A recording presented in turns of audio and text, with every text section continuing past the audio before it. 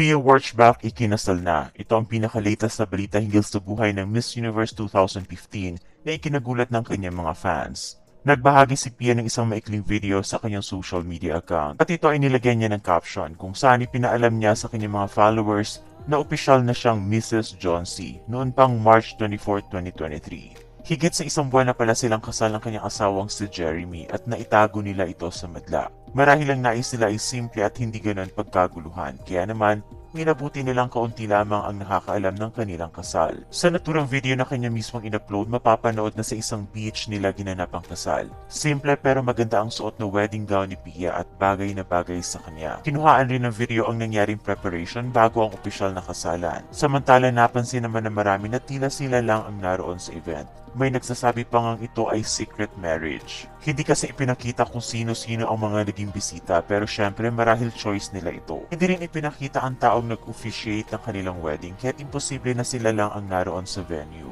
Maging ang kanilang pamilya ay hindi rin nakita sa video. Isang bahagi pa lang naman ito ng kanilang wedding videos. Marahil sa mga susunod na post ay makikita na natin ang iba pang mga kaganapan.